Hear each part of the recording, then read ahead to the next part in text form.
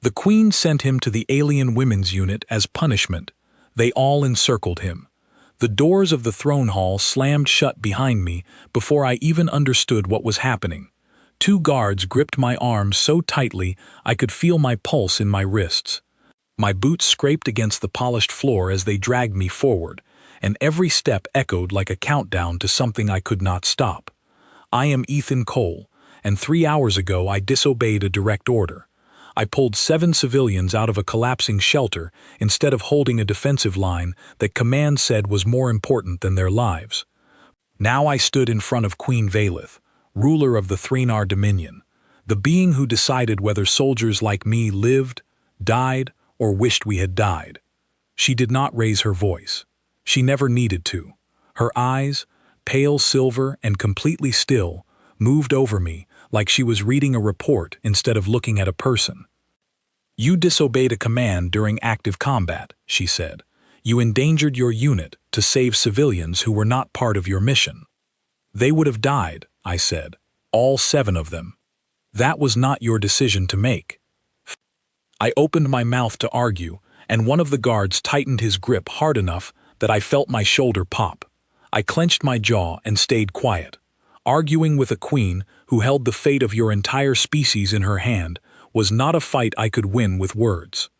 She rose from her throne, and the entire hall went silent. Advisors, generals, and nobles who had been whispering only seconds earlier froze in place. I realized then that whatever she said next was not just a punishment for me, it was a message for everyone in that room. "Humans are new to this alliance," she said, her voice carrying to every corner of the hall. "You are tolerated because you are useful, not because you are trusted. This soldier has shown me that his instincts cannot be relied upon in the field." My stomach dropped. Execution. She was going to have me executed, and she was going to make it a lesson for every human soldier serving under her banner.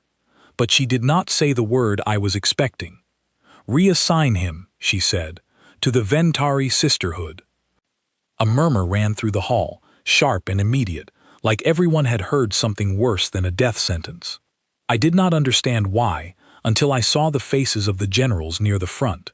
One of them actually looked away from me, like he could not bear to watch what came next. I was pulled out of the hall before I could ask a single question.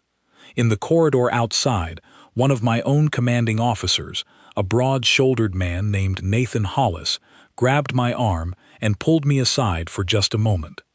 "Do you know what that unit is?" he asked, and his voice had none of its usual sharpness. It was quiet, almost sorry. "No," I admitted. "The Ventari Sisterhood," he said, "is the oldest combat unit in the Dominion. All women. No male has ever completed their trials and survived to tell about it.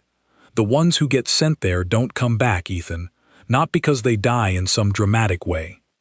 They just disappear into the assignment and nobody hears from them again. So it's a death sentence." "It's worse," he said. "A death sentence is quick. This is the Queen making an example out of you, slowly, in front of no one, where it won't even look like punishment on paper." I did not sleep on the transport ship that carried me to the outpost. I sat with my hands folded and watched the stars blur past the viewport, running through everything I knew about the mission that had gotten me here. 7 lives against a tactical position. I would make the same choice again. That certainty was the only thing keeping me steady. The outpost itself sat on a moon with a thin gray atmosphere, far from any major trade route, far from any communication relay that would let me call for help even if I wanted to. When the transport doors opened, cold air rushed in, carrying the smell of metal and stone. A single figure waited at the base of the landing ramp. She was tall, with dark bronze skin marked by faint silver patterns that seemed to shift when she moved, like they were alive under her skin. Her eyes were a deep amber, sharp and unreadable, and she wore armor that looked worn from real use, not ceremony. "You are the human," she said. It was not a question. "Ethan Cole," I said, and I offered my hand out of habit, before realizing that might not mean anything here. She looked at my hand like it was a strange object, then looked back at my face. I am Isira. I command this unit. You will not call me by rank unless you earn the right to use it. Understood. No, she said. You do not understand yet, but you will. She turned and walked into the outpost without waiting to see if I followed. I had no choice but to move quickly to keep up, my boots crunching against the loose gravel of the landing pad. The inside of the outpost was nothing like the sterile military bases I had trained in back home. The walls were carved from raw stone, reinforced with metal supports, and everything smelled faintly of smoke and something sweet, like burning herbs. Lanterns lined the corridors instead of electric lights, casting long shadows that moved as we passed. Isira led me into a wide circular chamber at the center of the outpost, and that was when I saw them for the first time. Dozens of women, all with the same faint silver markings on their skin, though the patterns were different for each of them, like fingerprints. Some sat cleaning weapons. Some sparred in a corner with movements so fast I could barely track them. All of them stopped the moment I walked in. The silence that followed was heavier than anything I had felt in the throne hall. It was not fear, it was something closer to judgment, like every single one of them was deciding, in real time, whether I deserved to keep breathing. One by one, they rose from where they sat and began to move toward me, not rushing, not threatening exactly, just walking, slow and deliberate, until they had formed a complete ring around me, close enough that I could feel the heat coming off their bodies, close enough that escape was not a realistic option even if I had wanted to try. I kept my hands loose at my sides and forced myself to breathe evenly, the way I had been trained to do under pressure. I looked from face to face, searching for any hint of what they wanted from me, and found nothing but calm, patient scrutiny. A woman near my left shoulder leaned in slightly, studying my eyes like she was reading something written there.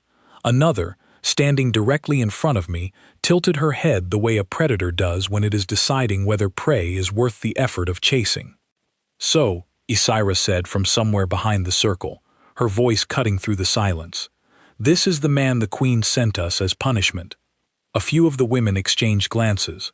One of them, younger looking than the rest with striking pale eyes, spoke without breaking her stare at me.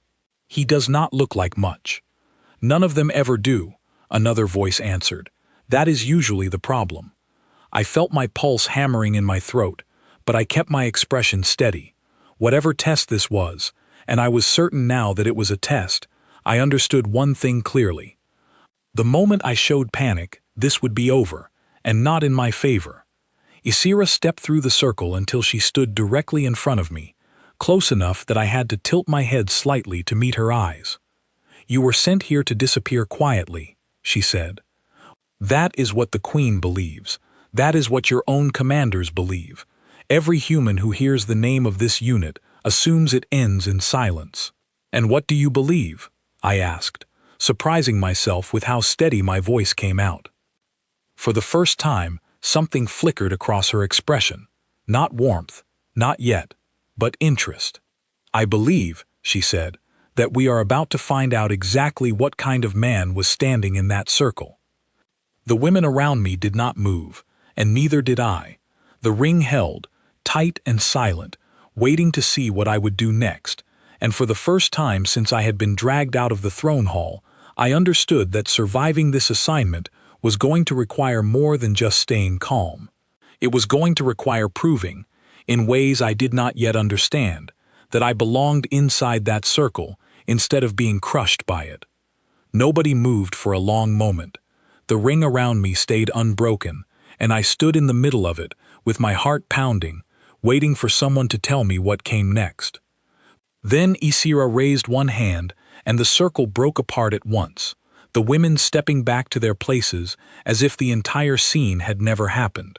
"Follow me," Isira said, and walked toward a corridor on the far side of the chamber. I followed, my legs still unsteady from the tension of standing surrounded and exposed. Behind me, I heard quiet conversation start up again among the women, low voices in a language I did not recognize, and I resisted the urge to look back and see if they were talking about me. Isira led me down a narrow passage cut into the rock, lit by the same warm lanterns as the main chamber. The walls here were lined with markings, some kind of writing I could not read, carved deep into the stone by hands that had clearly done this work over generations. "This outpost is old," I said, mostly to fill the silence. "Older than your species has been traveling among the stars," Isira answered, without slowing her pace. "The Ventari Sisterhood existed before the Dominion had a name. We do not answer to titles or thrones the way the rest of the fleet does. We answer to the trials and to each other. And now you have to deal with me." She stopped walking and turned to face me fully for the first time since we had left the chamber. "Do not mistake what happened back there for cruelty, human. If we wanted you gone, you would already be gone. What you saw was a test of your composure, nothing more." "Did I pass?" "You did not fail," she said, which was somehow less reassuring than a clear answer would have been. "That is enough for now. Tomorrow, you begin the real trials." She left me in a small stone room with a single cot, a basin of water, and nothing else.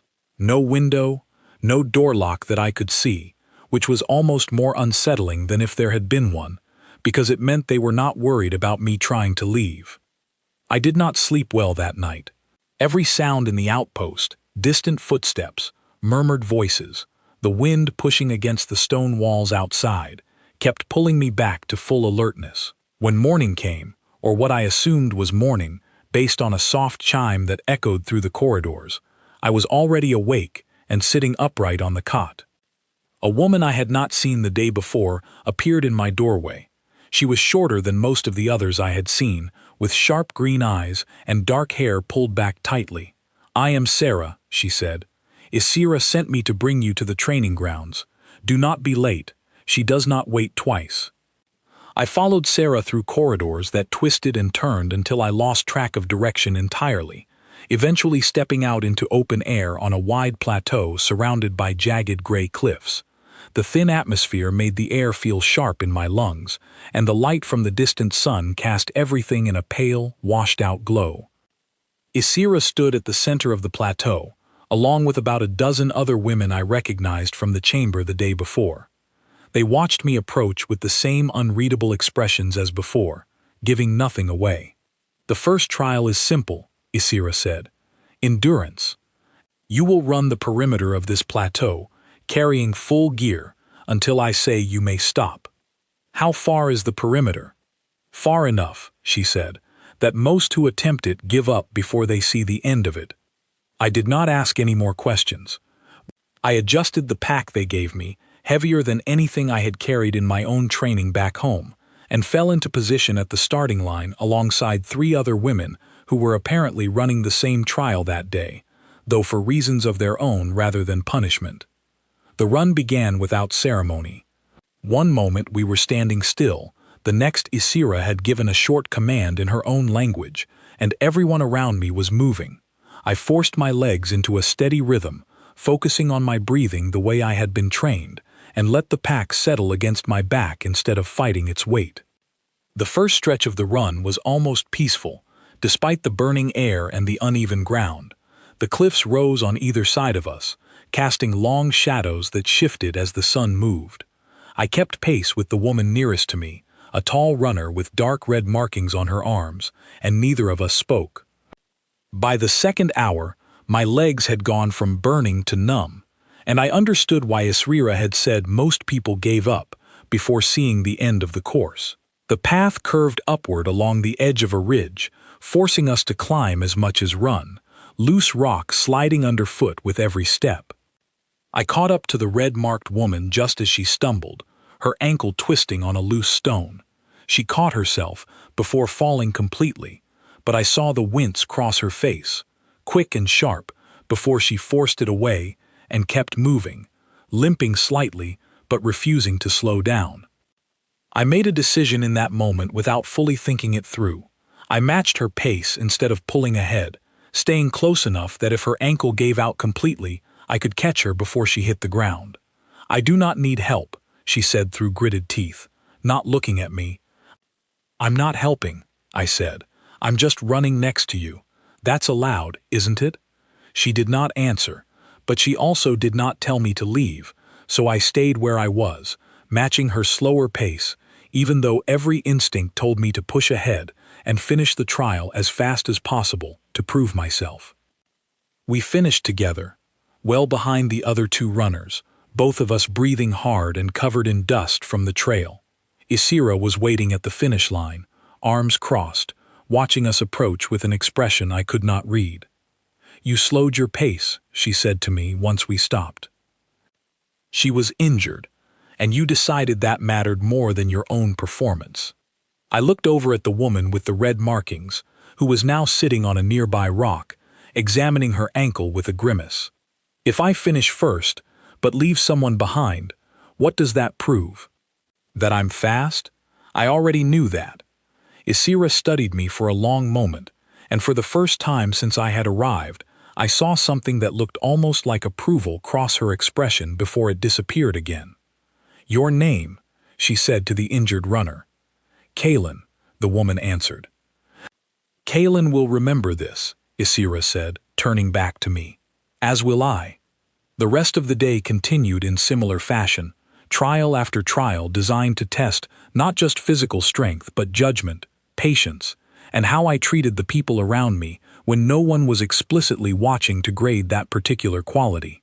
I failed some of the physical tests outright, my body simply not built the same way theirs was, adapted over generations to the thin air and harsh terrain of this world. But each time I failed, I noticed something. Nobody mocked me for it. They simply noted it, filed it away, and moved on to the next trial. By the time the sun began to sink behind the cliffs, casting the entire plateau in deep orange light, I was exhausted in a way I had never experienced before, every muscle in my body aching, my throat raw from the thin air. Isira called an end to the trials and gathered everyone into a loose group at the center of the plateau. "Tomorrow," she said, "we test combat readiness. Rest while you can." The group began to disperse, and I found myself walking back toward the outpost alongside Kalen, who had wrapped her ankle in a simple cloth bandage but still limped slightly with each step. "You did not have to slow down for me," she said quietly, once we were far enough from the others that our conversation felt private. "I know," I said. "I wanted to." She was quiet for a few steps, then said, "Most humans who come here try to prove themselves by outperforming everyone around them. You are the first who tried to prove himself by not leaving anyone behind. Is that a bad strategy?" "I do not know yet," she admitted. "Ask me again after tomorrow." That night, exhaustion finally won out over the tension that had kept me awake before, and I fell into a deep, dreamless sleep almost the moment I lay down on the cot. I woke to the same soft chime as before, my body sore in places I did not know could ache, but my mind clearer than it had been since the moment the Queen had pronounced my sentence. I dressed quickly and made my way toward the training grounds on my own this time, having finally learned the twisting layout of the corridors well enough to navigate without a guide. As I approached the plateau, I heard raised voices ahead, sharp and urgent, nothing like the calm, measured tones I had grown used to over the past 2 days. I quickened my pace and stepped out onto the plateau just as a piercing alarm began to sound across the entire outpost, echoing off the surrounding cliffs. Every woman on the plateau had stopped whatever they were doing and turned toward the source of the alarm, weapons already in hand, faces sharp with focus that had nothing to do with training exercises. Isira appeared at the edge of the plateau, moving fast, her expression harder than I had seen it since my arrival. "This is not a drill," she called out, her voice cutting through the alarm. "All units to defensive positions, now." I stood frozen for a moment, uncertain whether I was meant to be included in that order or whether I was still simply an outsider being tested. Then Kalen appeared beside me, gripping my arm and pulling me toward the nearest weapons rack. "Move," she said. "Whatever this is, it is real, and you are already inside the circle, whether you have finished proving it or not." I grabbed the nearest weapon my hands could recognize, my pulse hammering, and followed her toward the defensive line forming at the edge of the plateau, realizing that whatever quiet, isolated punishment I had been sent here to endure, it had just become something far more dangerous and far more real than anything the Queen could have intended. The defensive line formed fast, women moving into position along the ridge with the kind of practiced coordination that comes only from years of training together. I found a gap between Kaylin and another woman I did not recognize and dropped into a crouch, weapon raised, watching the horizon for whatever threat had triggered the alarm. "What are we looking at?" I asked. "Unregistered ships," Kaylin answered, not taking her eyes off the sky. "3 of them, coming in fast from the far ridge. No transponder signals." "Pirates?" "Worse," she said. "Pirates want resources. These came in on a stealth approach vector. That means they came here on purpose, looking for something specific. I did not have time to ask what that something might be, because at that moment 3 sleek black ships broke through the low cloud cover, moving in tight formation toward the plateau. They did not look like military vessels from any fleet I recognized, sharp-angled hulls with no visible markings, built for speed and concealment rather than open confrontation.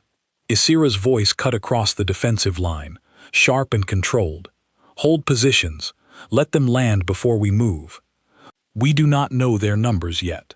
The ships descended onto the far edge of the plateau, kicking up clouds of gray dust as their landing gear extended. For a long moment, nothing happened. The dust settled, the engines powered down, and the outpost held its breath, waiting. Then the ship doors opened, and armed figures began pouring out, moving with the same practiced coordination as the Sisterhood itself, which told me immediately that whoever these attackers were, they were not amateurs. "Engage!" Isira called out, and the entire defensive line surged forward at once. What followed was unlike any combat training I had ever experienced. The women around me moved with a speed and precision that made my own reflexes feel sluggish by comparison, covering each other's positions without needing to communicate verbally, reading each other's movements like they were extensions of the same body. I did my best to keep pace, falling into the rhythm of the fight as well as I could, watching Kaylin's back while she watched mine, the two of us forming a small pocket of coordination within the larger chaos of the battle. The attackers were skilled, but they were fighting an enemy on unfamiliar terrain, and that gave the Sisterhood an edge that skill alone could not overcome. Midway through the fight, I noticed something that struck me as strange. The attackers were not trying to take the entire outpost. They were pushing hard toward one specific structure, a reinforced building near the center of the compound that I had not paid much attention to during my time there.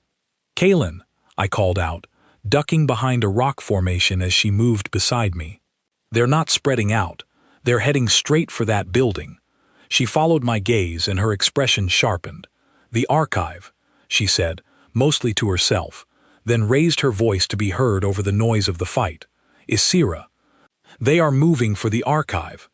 Isira's head snapped toward the building in question, and I saw something flicker across her face that looked for just a moment like real fear before it hardened back into focus. "Fall back to the archive," she shouted. "Do not let them inside." The entire tide of the battle shifted as the Sisterhood repositioned, falling back toward the reinforced building with a coordinated urgency that told me this archive was far more important than its plain exterior suggested. I followed, sticking close to Kaylin, my mind racing through what could possibly be inside a building important enough to change an entire battle strategy in an instant. We reached the archive just as the lead attackers did, and the fighting condensed into a tight, brutal contest for control of the entrance. I found myself pressed shoulder to shoulder with women I had known for less than 3 days, all of us working together to hold a line against attackers who clearly wanted whatever was inside badly enough to risk a direct assault on a fortified position. The fight ended almost as suddenly as it had begun. Once it became clear that the Sisterhood had successfully repositioned and reinforced the archive entrance, the attackers broke off, retreating back toward their ships with the same coordinated speed they had used in their approach. Within minutes, the 3 black ships lifted off the plateau, and vanished back into the low cloud cover, leaving behind an eerie silence and a battlefield littered with the aftermath of a fight none of us had been fully prepared for. I stood there, breathing hard, my hands still shaking slightly from the adrenaline, and watched Ysera stare at the retreating ships with an expression of controlled fury. "They will be back," she said quietly, more to herself than to anyone standing nearby. Kaelin approached her carefully. "Should we report this to the fleet?" "No," Ysera said, sharp and immediate. "Not yet." That answer surprised me enough that I spoke up before I could stop myself. "Why not? If someone attacked a Dominion outpost, shouldn't Command know about it?" Ysera turned to look at me, and for a long moment I thought she was going to dismiss the question entirely, the way she had dismissed so many of my questions over the past few days. Instead, she studied me carefully, as if reconsidering something. "Walk with me," she said finally. "It is time you understood why you were actually sent here." She led me away from the others, toward the archive building itself, its heavy doors now reinforced with additional guards standing watch. Inside, the building was cool and dim, lined with shelves holding physical records, data crystals, and objects I did not recognize, clearly some kind of repository for information the Sisterhood considered too important to trust to any networked system that could be hacked or intercepted remotely. "This unit is not simply a place where difficult humans are sent to disappear," Ysera said, walking slowly between the shelves. "That reputation is useful to us, so we have never corrected it, but the truth is more complicated. I'm listening." "Over the past year, we have lost 11 sisters," she said, her voice tightening slightly on the number. "Not in open combat. They disappeared during routine patrols, or were found dead under circumstances that did not match any known threat in this sector. We believe someone within the fleet command structure has been feeding information about our patrol patterns and outpost locations to an outside party." "A spy?" "Yes. And every time we have tried to raise this concern through official channels, our reports have been dismissed, buried, or quietly redirected. Fleet Command does not take this unit seriously enough to investigate properly, which is precisely why whoever is responsible chose to target us in the first place. We are considered expendable, easy to ignore." I felt a cold understanding settling into my chest. The Queen knew this. "The Queen suspects it," Ysera corrected. "She cannot act openly without proof, and she cannot trust her own investigators, because she does not know how deep the corruption runs. So she needed someone she could send here who was expendable enough, politically, that his placement would not raise suspicion, but capable enough to actually be useful if given the chance." The pieces clicked into place all at once, and I felt something between anger and reluctant admiration for how carefully the Queen had constructed this. "She used my punishment as cover. She gave you a punishment that also happened to serve her purpose," Ysera said. "Whether she believed you would survive it is a separate question." I suspect even she did not know for certain.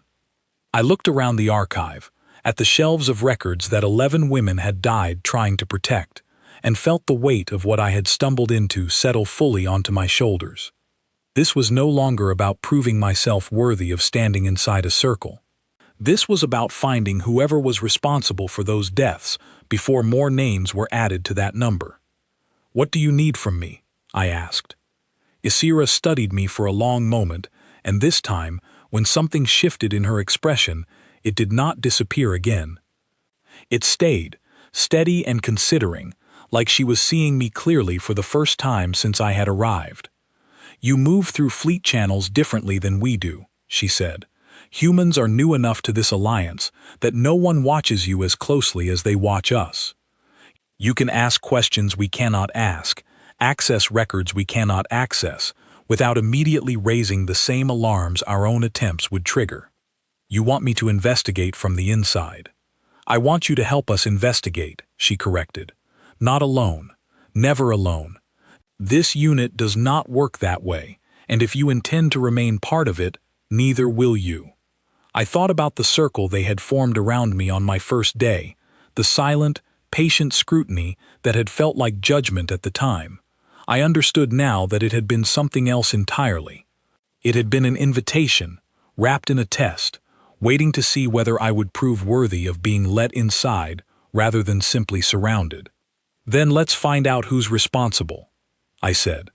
For the first time since I had arrived at the outpost, Isira's expression softened into something that was almost, though not quite, a smile. "The trials are not finished," she said, "but I think, human, that you have already begun to answer the question they were designed to ask." Over the following days, the outpost shifted its focus entirely toward preparing for what was clearly coming next. Isira called a private meeting with a small group: Kaylin, Sarah, myself, and 2 others whose names I was still learning, laying out everything they knew about the pattern of disappearances, the suspicious timing of certain command decisions, and the narrow list of individuals who could possibly have access to the information the enemy had been using.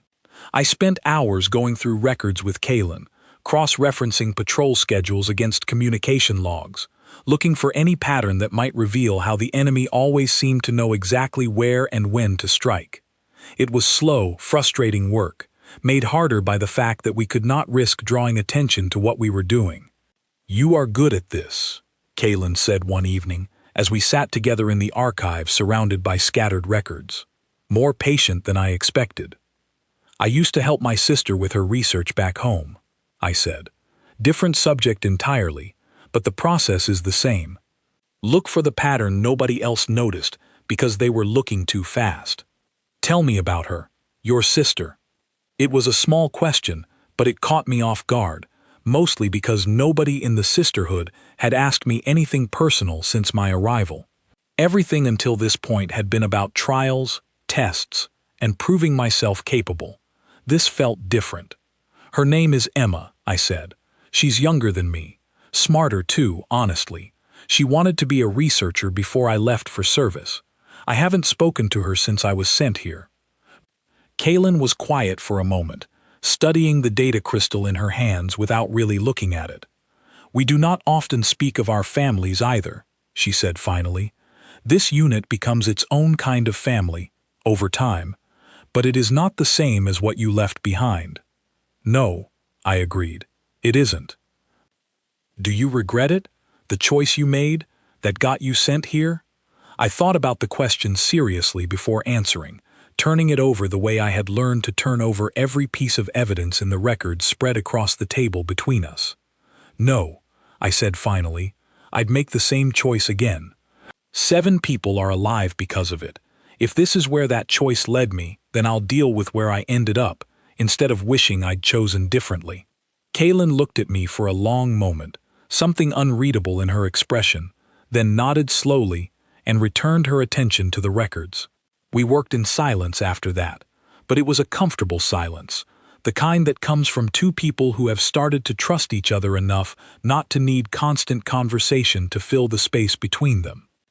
It was 2 nights later, while going through a fresh batch of communication logs that Sarah had managed to access through a contact she trusted, that I found something that made my chest go tight, with a mixture of excitement and dread, a pattern, buried deep in the timestamps, that matched a name I recognized. I brought it straight to Isira, my hands not quite steady as I laid the records out in front of her. "I think I found something," I said, "and I think you're not going to like who it points to." Isira looked over the records slowly, her expression darkening with every line she read. The name buried in the communication logs belonged to a fleet logistics officer named Daniel Whitmore, a man responsible for coordinating supply routes and patrol schedules across half the sector, including every outpost the Sisterhood operated. "He would have access to everything," Kaylin said, reading over Isira's shoulder. "Patrol timing, outpost locations, even the archive's security rotations."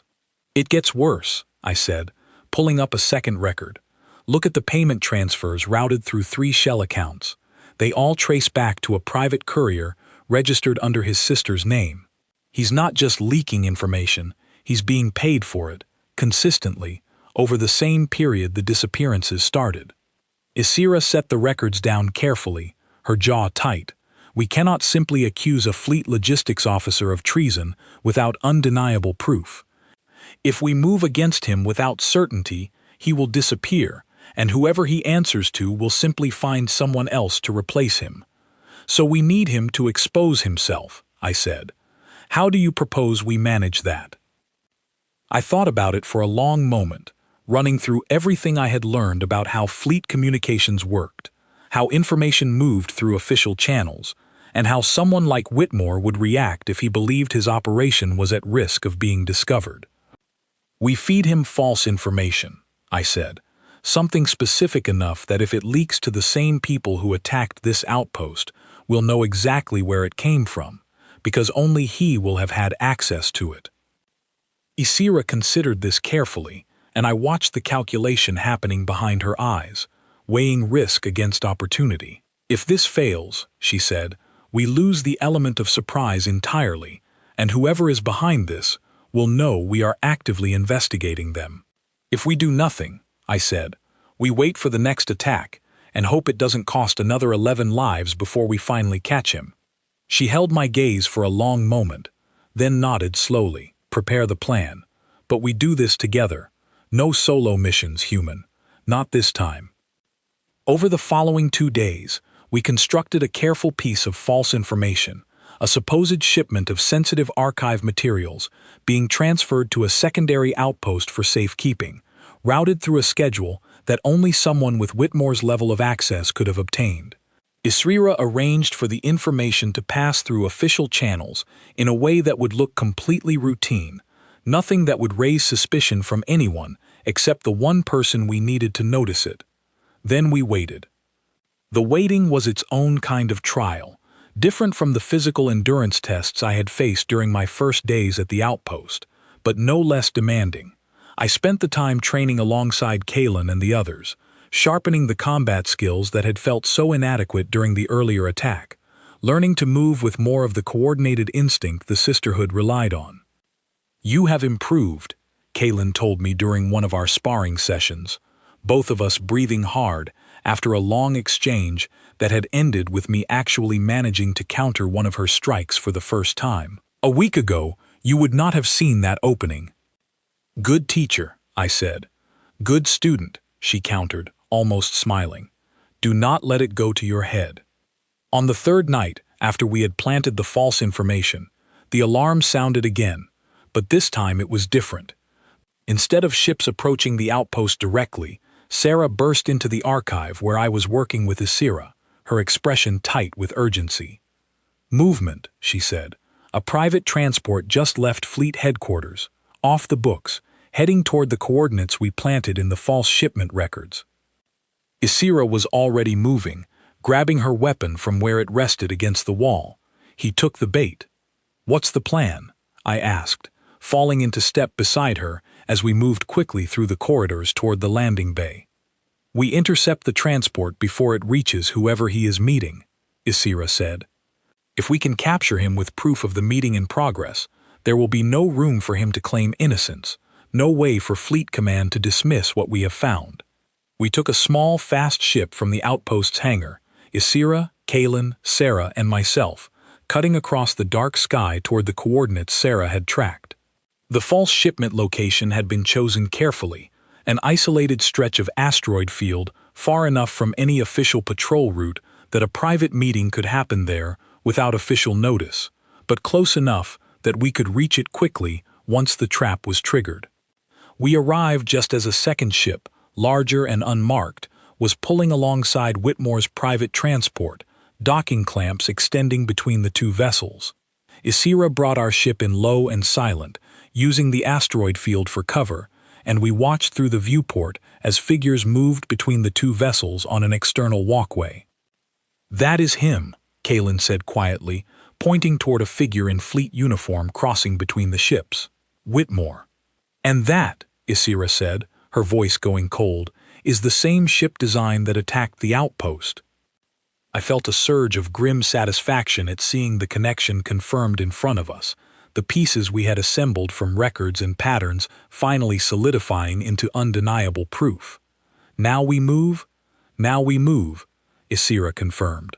What followed happened fast.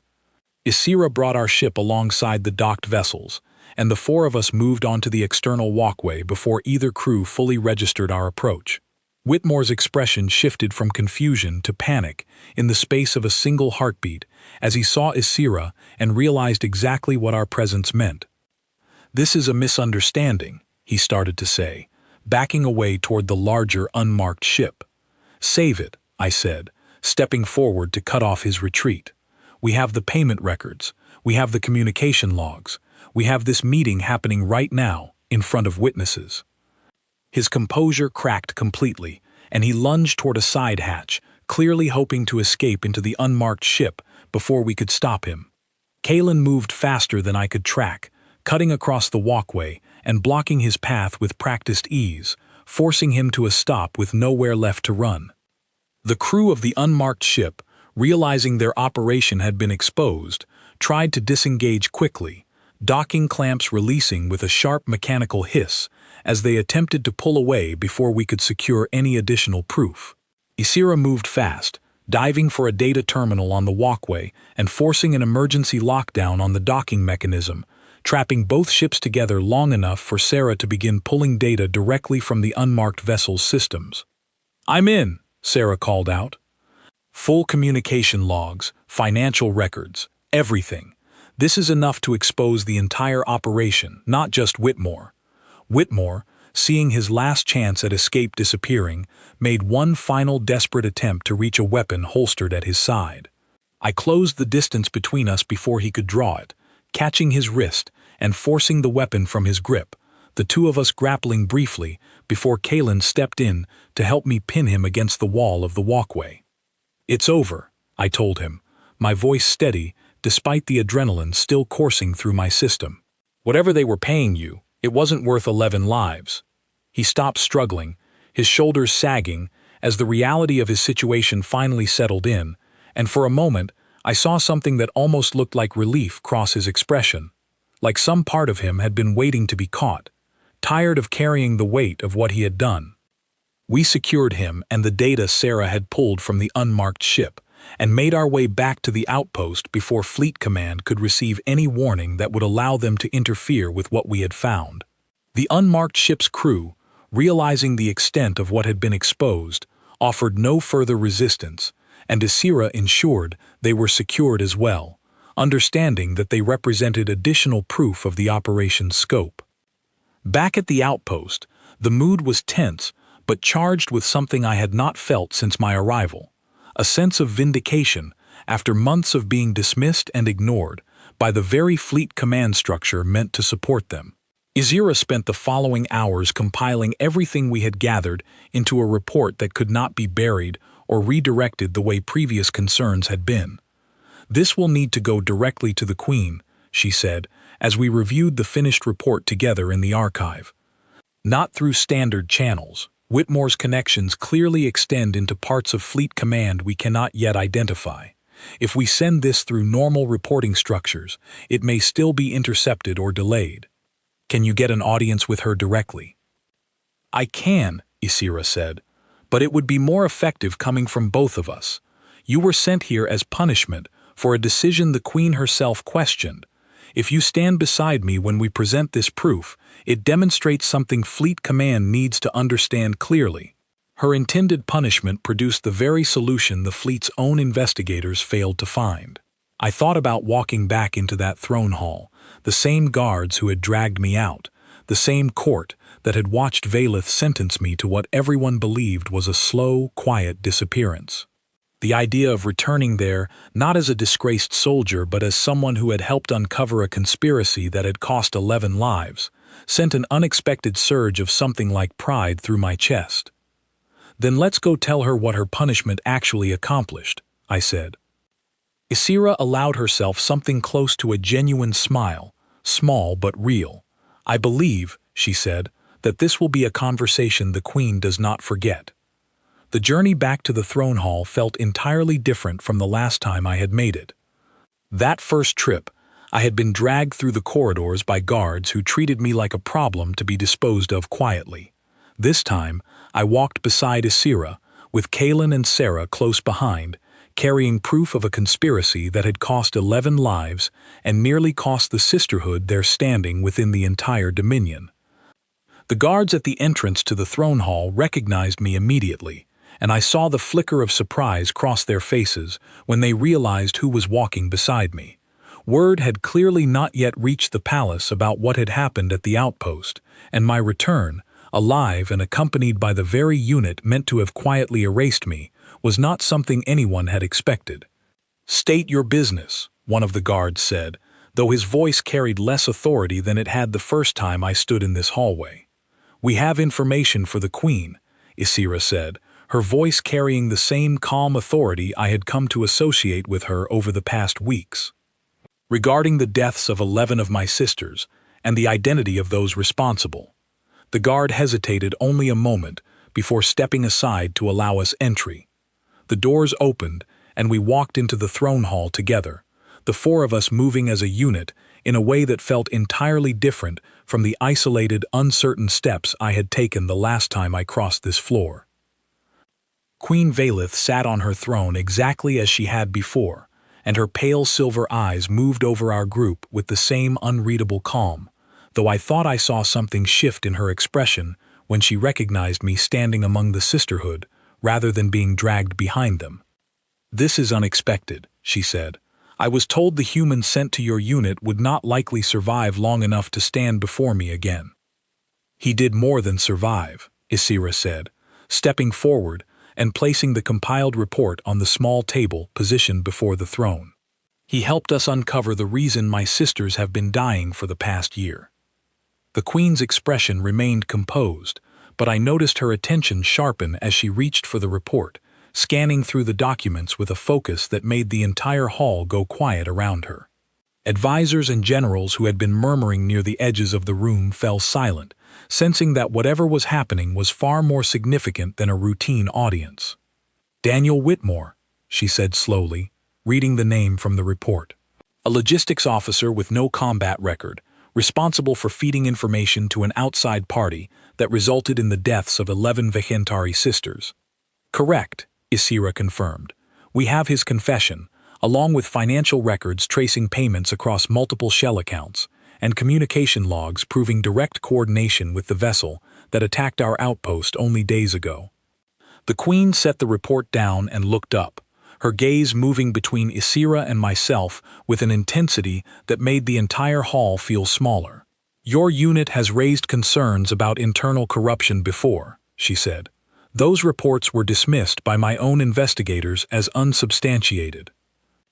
"Your investigators were part of the same command structure Whitmore exploited," I said, stepping forward before I could stop myself. "They dismissed the reports because taking them seriously would have meant admitting the failure was happening under their own watch." A sharp intake of breath rippled through several of the advisors standing near the throne, clearly startled by the boldness of speaking so directly to the Queen. But Valith did not react with anger. Instead, she studied me for a long moment, something calculating behind her pale eyes. "You were sentenced to a unit I was told no human survives," she said, "and instead you have returned having solved a problem that has plagued my fleet for a year, a problem my own trusted advisors failed to properly investigate." "With respect," I said, "I think that's exactly why it worked. Nobody expected anything from me. That gave me room to look at things nobody else was paying attention to." The Queen rose from her throne slowly, and the entire hall held its breath the way it had the first time I stood before her. Except this time the tension felt different. It was not the tension of waiting for a punishment to be handed down. It was the tension of an entire court realizing that the story they had believed about this outcome had been wrong from the beginning. "Bring Whitmore before the court," Valith said, her voice carrying clearly across the hall. "He will answer formally for his crimes, and his associates will be pursued with the full authority of the Dominion fleet." Guards moved quickly to carry out her order, and as the immediate business of the report concluded, the Queen turned her full attention back to our small group, standing together at the base of her throne. "I sent you to that unit as punishment," she said to me directly. "I will not pretend otherwise, nor will I pretend that I expected this outcome when I gave that order." "I understand," I said. "But," she continued, "a wise ruler recognizes when an outcome exceeds expectation, even if that outcome was never intended. You have done the Dominion a service that many soldiers with far more experience failed to accomplish." She turned to Isira next. "Your unit's reputation has been unfairly diminished within this court for longer than I realized. That ends today.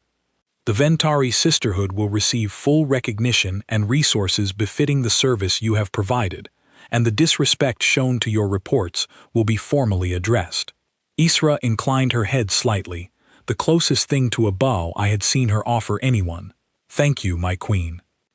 Valith's gaze returned to me one final time, and something in her expression shifted into an expression I had not seen from her before, something that might have been respect, or might simply have been reassessment of a piece she had previously dismissed as unimportant. "Your punishment is formally concluded," she said. "What you do next is your own choice. You may return to standard fleet service, or, if the Sisterhood is willing to have you, remain where you have clearly proven your value." I did not need time to consider the choice. I looked over at Isira, at Kaelin, at Sarah, at the people who had circled me in judgment 3 weeks ago and had, somewhere along the way, become something closer to family than any unit I had served with before. "I'd like to stay," I said, "if they'll have me." Isira looked at Kaelin, then at Sarah, some silent communication passing between them that I could not fully interpret. Then she turned back to the Queen. "The Sisterhood does not simply accept members," she said. "They earn their place through trial. This human has already begun that process. We would welcome the chance to see it completed properly." The Queen inclined her head, a small gesture of acknowledgement that carried the weight of formal approval. "Then it is settled." We left the throne hall together, the 4 of us walking out through the same doors I had been dragged through weeks earlier, except this time no guards gripped my arms, and no whispers followed me with pity or dismissal. Instead, I felt something I had not expected to feel when I first arrived in that hall facing what everyone believed was the end of my career, if not my life. I felt like I belonged somewhere. The transport ride back to the outpost felt shorter than the first journey had, though the distance was exactly the same. I sat beside Kaelin this time instead of alone, and we talked through most of the trip, about small things, about her home before she had joined the Sisterhood, about my sister Emma and the message I intended to finally send her now that I had something worth telling. When we arrived back at the outpost, the full unit gathered in the central chamber once more, the same wide circular room where I had first stood, surrounded by silent, judging faces 3 weeks earlier. This time, when the women gathered around me, it was not to test whether I deserved to stand among them. It was to welcome me formally into the circle. Isira stood before me, the silver markings on her skin catching the lantern light as she spoke words in the old language of the Sisterhood, words I did not fully understand but felt the weight of regardless. When she finished, she extended her hand toward me, the same gesture I had offered her on my very first day, uncertain whether it would mean anything. This time she took it. "Welcome," she said, "to the Ventari Sisterhood." The chamber erupted into something I had not expected to hear from this group, quiet applause mixed with laughter, women stepping forward one by one to clasp my arm or offer a few words of welcome, a warmth that stood in complete contrast to the cold, silent scrutiny of my first encounter with them. Later that evening, as the celebration settled into quieter conversation, I stood near the entrance of the chamber with Isra, looking out at the stars visible through the open doorway, the same stars that had blurred past the transport viewport during that first uncertain journey to what I had believed was a death sentence. "The Queen's punishment did not go the way she expected," Isira said, following my gaze toward the sky. "No," I agreed, "but I think it went the way it was supposed to." She glanced at me, something thoughtful in her expression. "There will be more threats. Whitmore's arrest exposes only part of a larger network. Whoever was paying him will not simply disappear because one piece of their operation has been dismantled." "I know," I said, "but now we know to look for it. and we know how to fight it together." Isira nodded slowly, and for the first time since I had arrived, I saw her allow herself a genuine, unguarded smile, brief but real. "Get some rest, Ethan Cole," she said. "Tomorrow, the real work begins." I looked back out at the stars one more time, thinking about everything that had happened since I stood in that throne hall, believing my career, and possibly my life, was over. A punishment meant to erase me quietly had instead led me to a family I never expected to find, a purpose I never expected to discover, and a circle that had once felt like a threat but now felt like the only place I truly belonged. Whatever came next, whatever new threat emerged from the shadows Whitmore's network had left behind, I would face it standing inside that circle, not outside of it, and for the first time in a long time, that thought did not frighten me at all. It steadied me.